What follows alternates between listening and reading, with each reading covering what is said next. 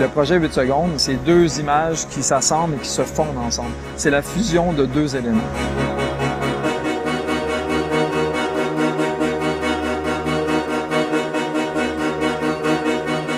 Le projet a commencé à la base avec les différences d'architecture d'une ville à une autre, d'un continent à un autre.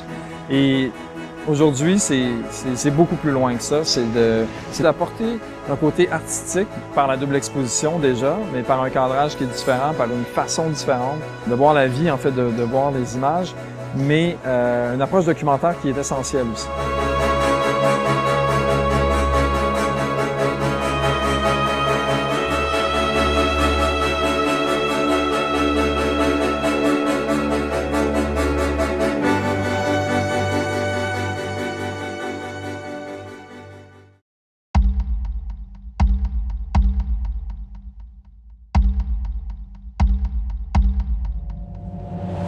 À mon sens, le voyage et la photo ont toujours été intimement liés et j'ai l'impression que plus je voyage, plus je me rends compte que le territoire, l'espèce de canevas qui est disponible, c'est-à-dire le monde, plus tu voyages, plus tu te rends compte qu'il y a de choses à voir.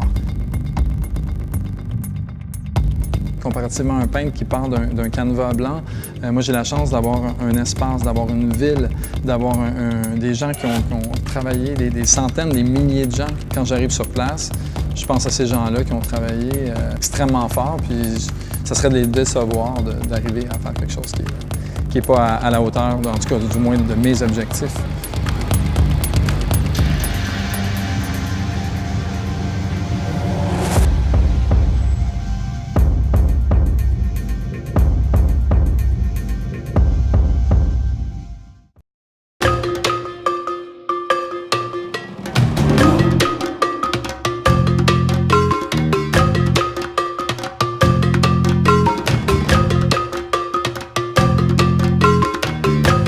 En ce qui concerne la production des œuvres, toutes les étapes sont importantes. Choisir les bonnes plaques, préparer le métal avant l'impression pour s'assurer d'une bonne adhérence. Ensuite, les encres, donc des encres translucides qui permettent de voir le métal à travers pour aller chercher des couleurs vives, des rouges, des bleus translucides. Et ensuite, autre étape primordiale, le vernis. Donc appliquer le vernis en plusieurs couches sur plusieurs jours qui permet de sécher graduellement à l'air libre et sabler, polir les œuvres.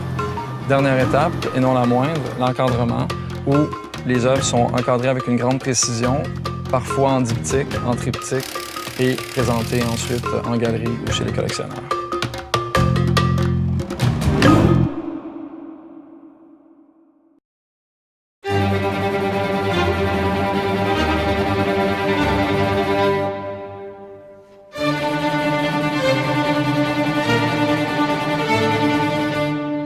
Je suis arrivé à Venise dans un état de fébrilité et d'intensité.